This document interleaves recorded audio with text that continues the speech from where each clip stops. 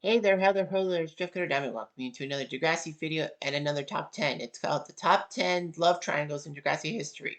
And it doesn't necessarily have to be the best love triangles or the worst love triangles or basically in between. It's basically what's in between. It's the top 10 most memorable love triangles and all that. Like I said, how good or how bad it is doesn't factor in everything. So I did polls and all that. And what I did was I looked at Bree Breezy's YouTube video of love triangles and basically picked and choose which love triangles I really adored and all that. Adored and all that. So I picked 12 of them. I know I didn't pick all the Degrassi love triangles because that would have been like, what the heck is going on here? That's going to be like 6 weeks of work to get down to the nitty gritty, but I picked 12 memorable ones in my mind. And of course, the Reddit community helped me pick which one number one was. Well, I'll say this much. Number one was a runaway winner. I knew that one was going to win. I should have said, well, who you think is the best one after number one? But the fact of the matter is that I had 12 love triangles at first. But unfortunately, two love triangles actually got so poor in the opening voting that I decided to drop them completely and go with a top 10 list. And then because what I did is I put the two love triangles from season 4, 6, and 12 together in one. I somehow made a super poll, which I kind of screwed up on. But then I said, well, at the top 4 out of 6 from that poll, we'll get to the top 6. And the other poll will have a top 2. Needless to say that one of the people who made it through poll 2, like the non-super poll, actually did poorly in the 1/6 vote and will get dropped a little bit.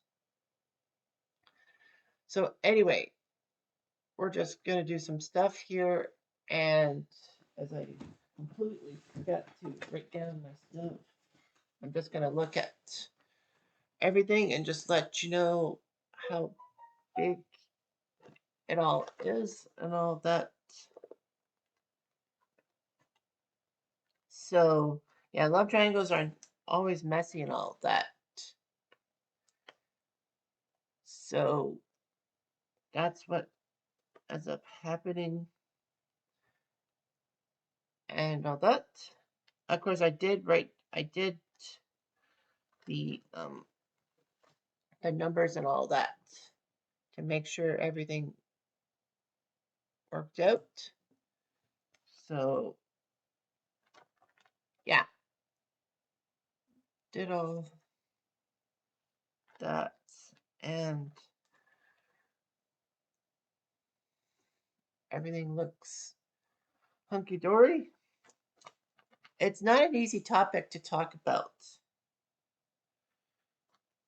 because of the fact that love triangles are not really the biggest thing with me. I do a lot of Degrassi stuff, but it's not really my cup of tea. Okay, so now I've got the top 10 ranked. And the two that did not make the cut because of how bad people voted was the Becky Adam Imogen triangle, which I thought would have promise because, Adam being transgender and all that. And Becky getting past her Christian values to be with Adam. And of course, pissing off her parents. Not for the first time.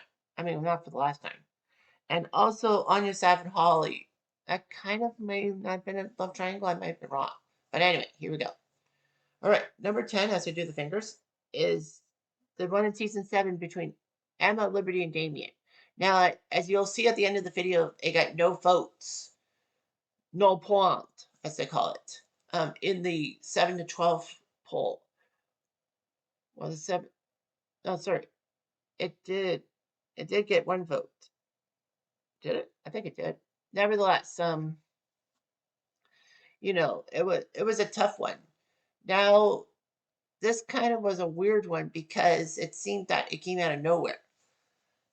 Emma in season 7 just lost Sean to the army, and Damien somehow got under her skin, and Emma basically was attracted to Damien and all that and tells Sean that it's over. I'm going to be with someone who's physically here.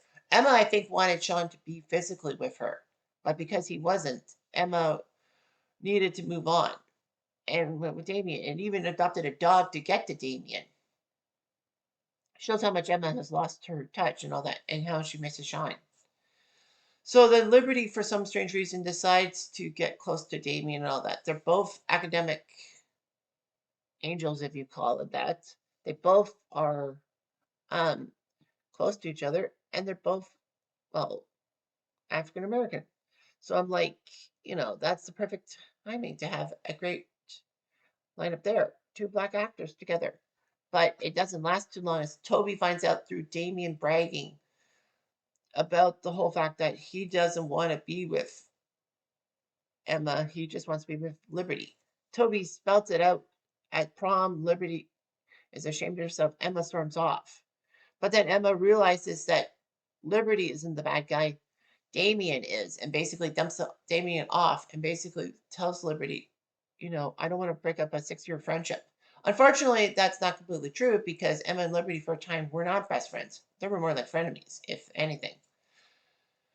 Liberty apparently goes to Smithdale with Emma and Manny because she knows that Damien's going to Banting and doesn't want to cause friction. But I think that she should have went to Banting. She could have just avoided Damien. That was easy to see. Okay, number 9 on the list is from next class. Sig, Maya, and Esme. I'm actually surprised this didn't score that high in the 7 to 10 poll.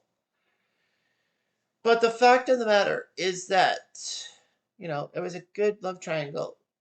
In season 3 of Next Class, Maya has bad feelings about the bus crash that happened in the end of season 2 of Next Class.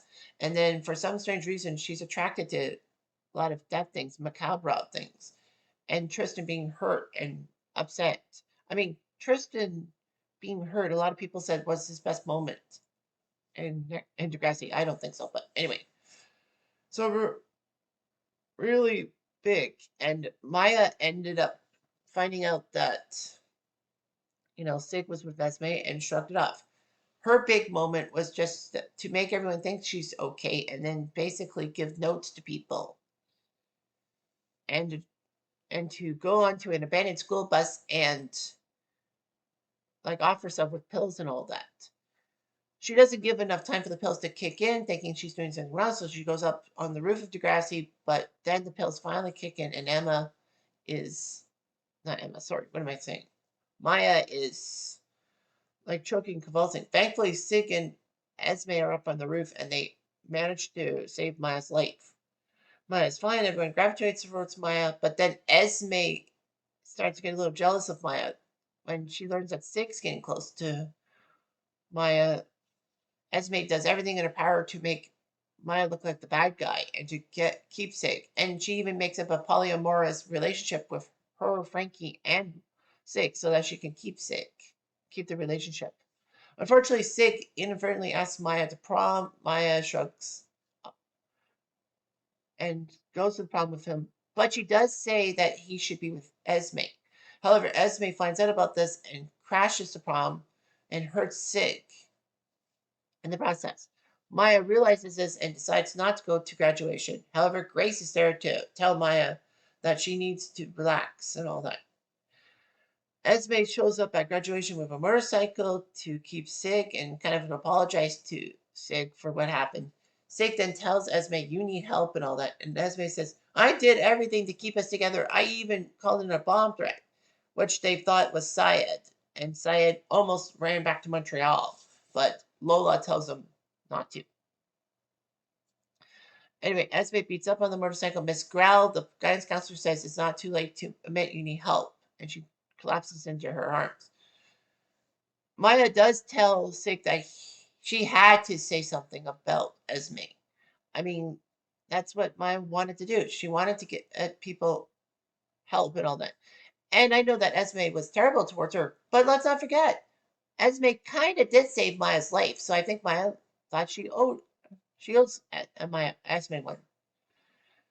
So that's what happened. Number 8 is the Spinner Page Manny triangle from season 4.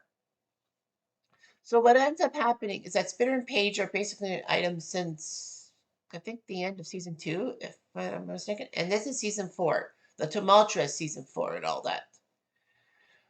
So what happens is that Paige goes through a rape trial because Dean had done The Unspeakable Actor in season 2, and she's finally going to get her justice. She does a pretty good testimony, but unfortunately, because of lack of evidence, Dean gets let off the hook. It's such a shock that even Dean's lawyer thinks that Paige got robbed. And that's amazing. So what ends up happening is that Paige goes through self-loathing and all that, and then she decides to get revenge on Dean by crashing Spinner's car into his car and all that. Of course, Spinner gets in trouble for it because it was his car, and he's willing to take the rap. But then Paige realizes she needs to take the rap and tells Dean that I'm going to confess. That's what good people do when they do bad things. But Dean is unrepentant. So anyway, Paige has to refrain from driving for a year. She gets community service, and she decides to get a job to pay back Spinner's car damage. It's, unfortunately, at the same time, Spinner has eyes for Manny and thinks that Manny would be a perfect girlfriend for him. Manny is, of course, upset that Craig doesn't want to be around him and all that. Rebuffs JT's advances and all that. It's kind of weird because, at the same time, Spinner is acting like a massive prick towards Rick.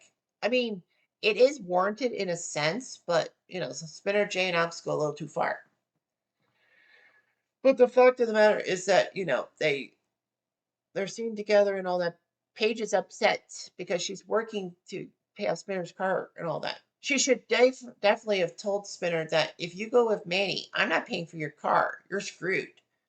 But she probably thinks that Spinner would get mad at her for rebuffing the deal. I mean, I don't blame Paige at all. I would pay Spinner too, and then Spinner would have to break up with Manny. Unfortunately, though, Spinner and Paige kind of break off. Spinner goes with Manny, and then that breaks up when the school finds out about Spinner's involvement with the Rick situation with him shooting Jimmy. Okay, sliding down to number 7, even though that this one was supposed to be in the 1 to 6 poll, but because of no votes and no confidence by me, I decided to cut that out and put it at number 7. And that's the Joey, Caitlin, Sydney storyline from Degrassi Next Gen seasons 3 and 4. There was always something in the air with Joey and Caitlin, especially in Degrassi High. And yes, there was a Joey, Caitlin, Degrassi High love triangle I will get to later on. But the fact of the matter is that Joey and Caitlin were on again, off again. And then in Next Gen, Joey loses his wife Julia to an unknown disease and all that.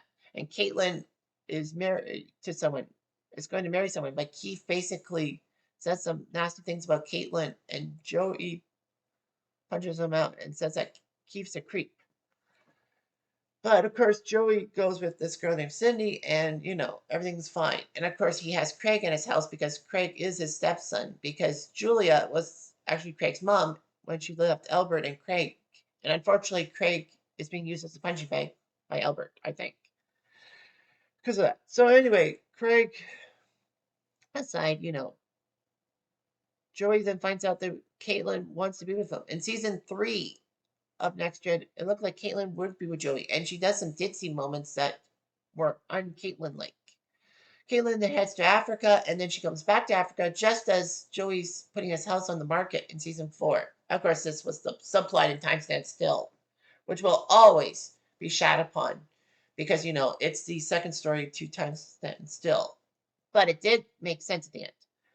So anyway, Caitlin buys Joey's house and saves Joey and all that. Even gets Cindy to help with everything. And Joey's a little bit concerned about things. Unfortunately, Caitlin ruins it by being with Kevin Smith. Why would Kevin Smith do that? Fuck. So anyway, Joey doesn't know what to do, and I think he and Cindy break up or something. I don't know. But yeah, it was kind of weird seeing Caitlin be a jealous lover. That's weird. All right, so number 6, and who won the 7 to 10 poll, and now will jump up one spot because I give them the luxury of only one spot, is Claire, Eli, and Drew from season 14.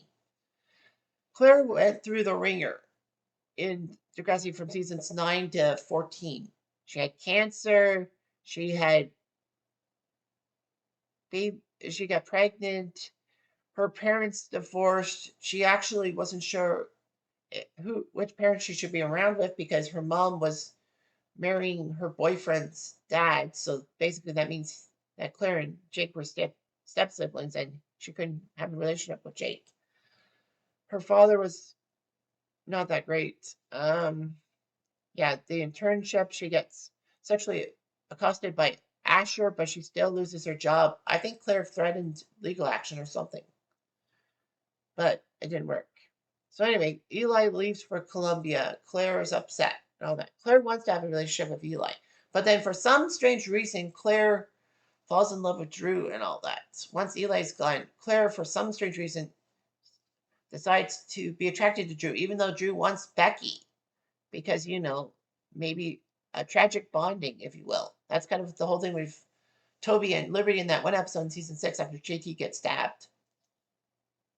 That maybe Drew's trying to connect with Becky because, Adam was with Becky.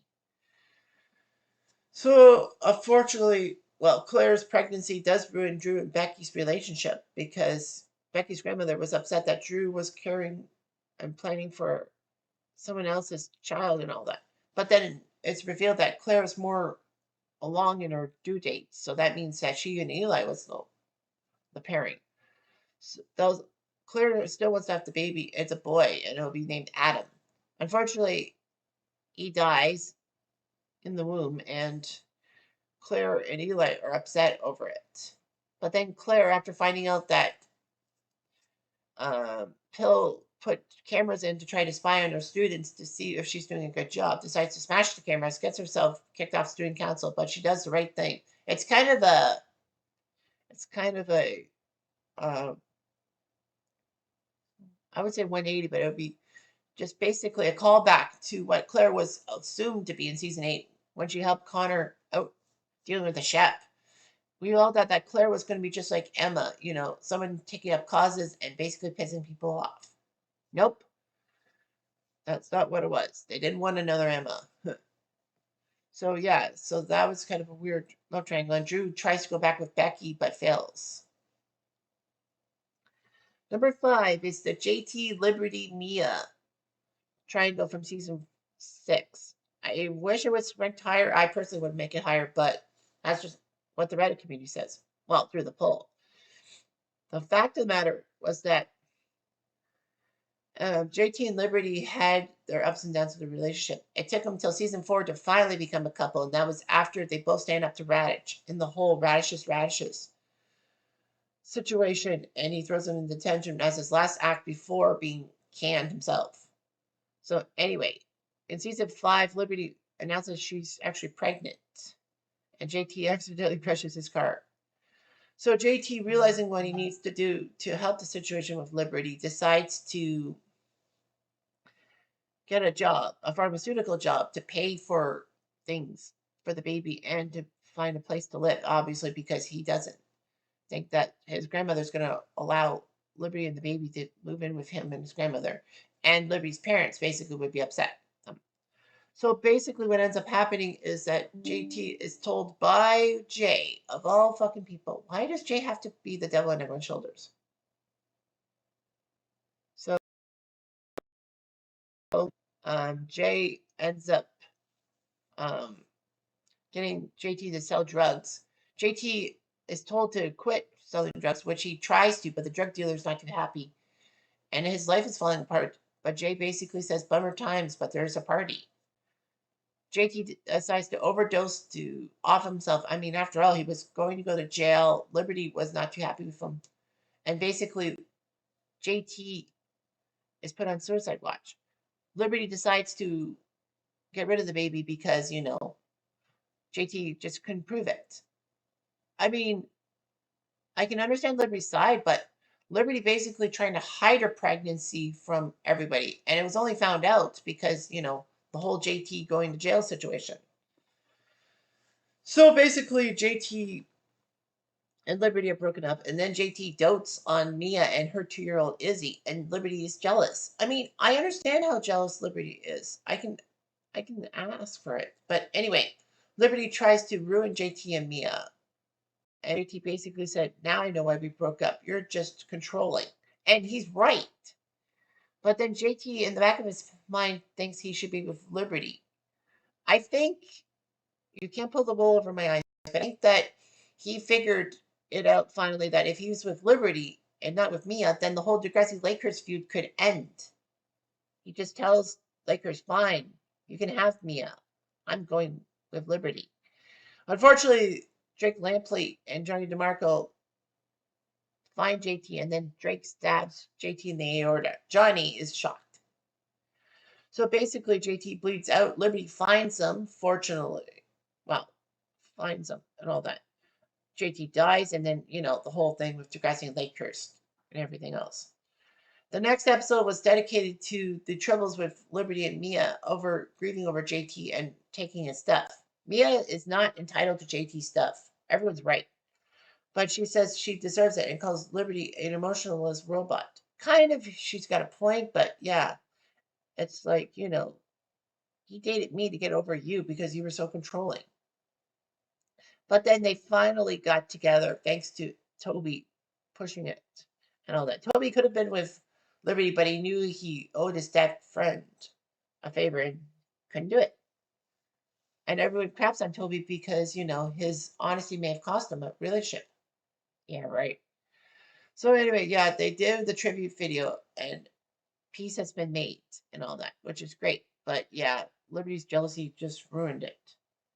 And number 4 is the Emma, Sean, Peter triangle from season 6. So in season 5, Emma, at the start of season 5, makes a statement to Liberty, Manny, saying that this Peter guy is the first person I liked since Hurricane Sean blew through my emotional trailer park. And practically, it's like, Sean leaving Emma to go back to Wasaga was hurtful, even though that she had to know that he was with Ellie. So what ends up happening is that Emma probably just wants to forget about Sean. And, Sean saved her life and then decides to go to Wasaga. I think Emma was pissed off over that. Became promiscuous. She missed Sean. And then Peter comes in. Unfortunately, Peter is a prick who films Manny bearing her breast and wants $3,000 for a new camera. Basically blackmails Manny. She can't get the money, so there goes the video. Emma's upset with Manny, but not for what we perceived it. She's upset because I know that background. That's Peter's house. You're trying to steal Peter from me. No, Emma. No, no, no. It's not like that. I know what I see. And Emma says that, I'm the one that needs to find a boyfriend. You don't. Of course, what Emma doesn't realize is that Manny's dad is basically pissed off at her, saying, I make all these sacrifices for you to be a slut. He's got a point. Immigrant families make sacrifices for their children, in a new land and all that. That's the only thing I agree with Joseph. Joseph kicks Manny out. Manny's mom basically does not do a damn thing about it. And people said that, it is in that culture that, she has to stand down. It doesn't matter. You're in Canada now. Nevertheless, Emma finds out about Manny's situation and allows Manny to live with her. And then they both want to destroy Peter, but Emma gets distracted by Peter's shirtless pics and then has a secret relationship with him. She finally blurts out because she was trying to stop Manny from telling Spike about Emma's unhealthy eating disorder. But it was found out anyway. Peter even shows concern, and Emma basically blows off on everybody, but then has a panic attack, goes to the hospital, vows to beat it. She and Peter are an item, and everyone's okay with it. So Pema is okay in season 6. And guess who walks in the door? It's Sean. Sean basically is a little upset, all that, but he came back for Emma, not for Ellie, which was stupid. He didn't even interact with Ellie in season 6. So anyway, Emma now is conflicted. She has feelings for Sean, even though she's with Peter. Peter wants a straight answer who she wants to be with, him or Sean. But Emma says we should go on a break and all that. That's Sean, isn't it? No, I just think that things are happening. So Peter decides to plant drugs in Sean's locker, gets him expelled. Emma, of course, believes Peter's BS and all that. Sean decides to do a street race Peter for Emma's heart, hits a pedestrian, and then flees the scene of the accident because of Jay.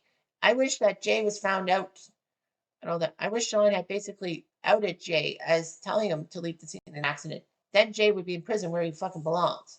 Sorry, but that's how I feel. So anyway, Emma's still with Peter, but she still has feelings about Sean and all that. And she can't explain it. Manny and Jay tried to talk to her about her feelings for Sean and all that. And then, of course, Emma says, I'm with Peter because he's been there for me through my eating disorder and all that. Says he held my hand while I was in the emergency room. Now, of course, everyone said that's wrong because it was Manny. But it might have happened off screen, like we would not have seen it. So the audience kind of figures that Emma is with Peter because Peter at least helped her with her eating disorder, and she feels trapped. And she probably feels that, she does something stupid, then Peter will blackmail her like Manny. But then Emma finds out about a mask in her locker and realizes that Peter had her combination the whole time and framed Sean for the drugs. And Peter basically said, I had to do it for us.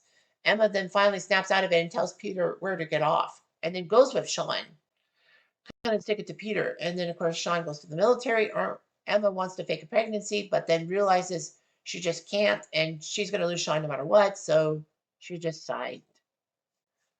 I mean, Emma had a right to be upset because, Sean came back in her life and she really wanted Sean back.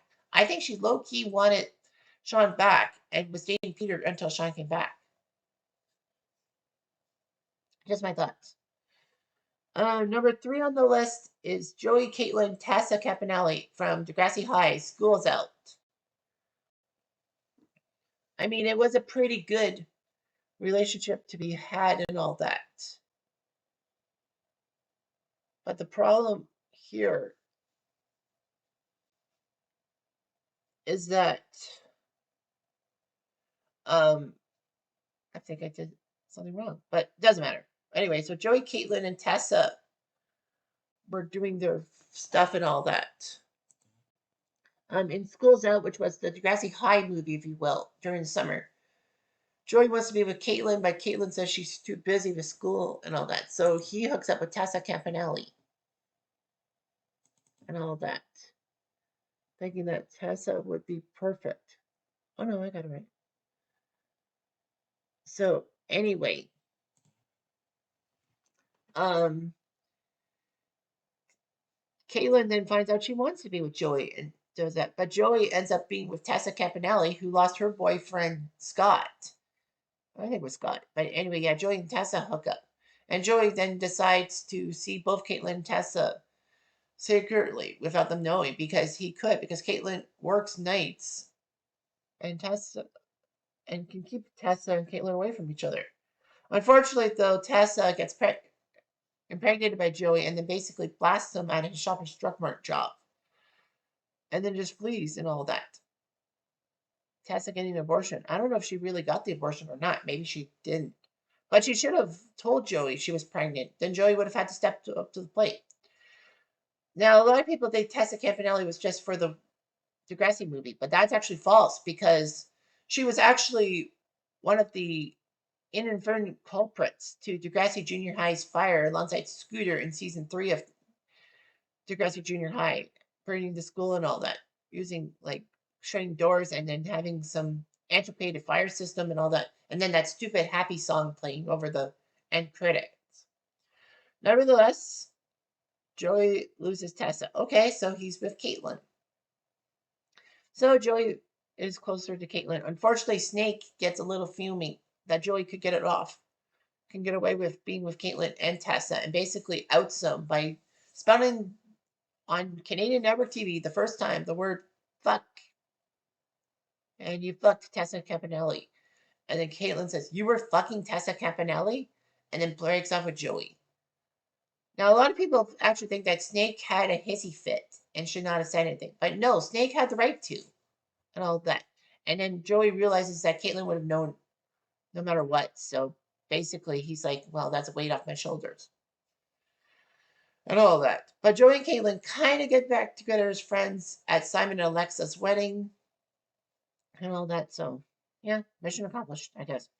Anyway, number 2, actually, you'll see the percentages on the poll that there was a tie for second. But I feel this one deserved number two because there was death involved. And that's Cam, Sig, and Maya from season 12. So in season 12, after a few seasons of wearing uniforms, Simpson says you will not, but he says you wear just normal shirts and all that.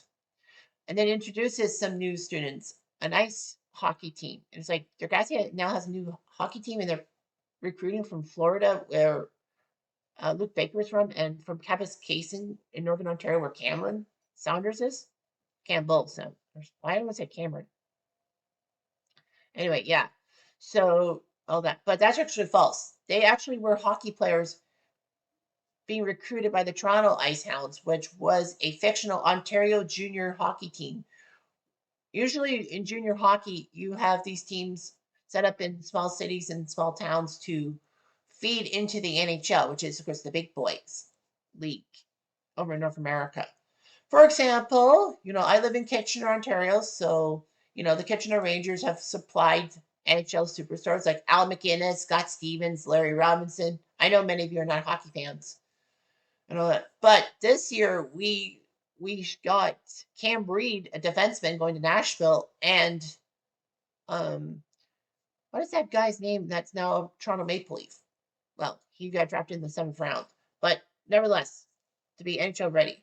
Cam, unfortunately, is this young phenom that's under the pressure. He's away 10 hours from his family and all that. He's homesick, and Maya takes pity on him. And then Sig ends up breaking up with Tori to be with Maya, having the eyes for Maya, and is upset that Cam's too close to Maya. And then gets Cam riled up during a school Olympics thing. Cam gets suspended for a week. Maya does not like Cam for that. But then Cam goes over to Maya's house and apologizes and all that, and Maya takes him at his word. And then Cam leaves in the middle of the night to go back home and says he will meet Maya in front of the school so that he could give her that stuff Al hoot. Sig finds Cam on the steps and basically tells Cam to stay out of Maya's life forever. If you're going to help Maya, stay out of her life forever. Not knowing that that was the last straw, and Cam goes to the J.T. York Memorial Garden Memorial Greenhouse and offs himself, and Eli just had to see the body. Now, how did he die? Well, it's possible he hung himself or slashed himself in gory style. What I've surmised is that maybe Cam found some garden chemicals and drank them. And then, under the influence of it, maybe he hung himself or did it. I know I should not have done the gesture. I should have done it like down below my stomach, my shoulders, and all that for obvious reasons. But you understand it. And of course, I have experience dealing with garden chemicals and all that for the past like 3 years, working at Canadian Tire's garden center and all that. So practically, it comes easy to me thinking about that. So what ends up happening is that, Cam's dead and all that. Maya seems a little indifferent. People are actually shocked about how much Maya's not really grieving over Cam's body. But Maya has a point. Cam killed himself. If he had just asked her for help, she would have helped him and all that. Her reaction is normal. Like, he killed himself. Sig basically tells Maya he's sorry he may have been the one who caused Cam to kill himself. Maya brushes it off. But unfortunately for Maya, that's not the end of the tale. Is that Cam gets in her head for a few seasons. She thinks she's gotten rid of him, but in truth, she hasn't. And Sig probably feels bad about it. Yeah, right. Anyway, number one, by a freaking long shot, is the one from season 3. The front runner, I said it was the front runner. I didn't vote for this one because I voted for Cam, Sig, and Maya because I'm like, I'm not going to vote for number one because obviously it's number one and, it might be unanimous. It wasn't unanimous, thank goodness for that. But anyway, with a high percentage, it's got to be Craig, Manny, and Ashley from season 3. I think everyone knew that was going to win. But nevertheless, Craig, Manny, and Ashley were big in season 3. Craig had eyes for Manny as early as season 2. Everyone thought Craig and Emma were going to get together. But no, it's Craig and Manny. They have different opinions on dates and all that. Craig feels compelled to be with Manny and all that. And the weird thing is, maybe Craig wants to be with Manny because Manny reminds him of his stepsister Angie, Joey's kid, which is, of course, ironic because the actress who plays Angie, Tori Steele, is Cassie Steele, aka um, Manny's younger sister. So, like, the connection, the Steele family connection's there. Nevertheless, so Craig and Manny go there, but Craig is romantically linked to Ashley, who likes his musical chops and all that.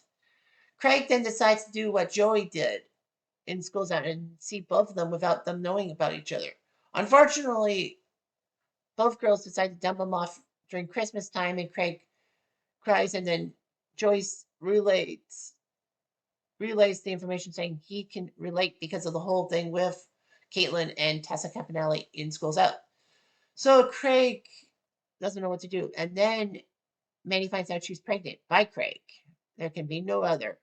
So basically, Craig and Manny try to plan out for this baby and all that. Manny has second thoughts, but then she's like, maybe it might work out. Then Ashley saunters in and exposes Manny and Craig for the pregnancy. A lot of people said Ashley was wrong for this. I say she had a point, and she didn't really want to hurt Manny. She just wanted to hurt Craig, and for good reason. Manny is unsure about having the child. She confides in her mom. They want to go to the abortion clinic. Emma's, of course, PO'd about the situation. Craig confronts Manny about it, saying, I want this child.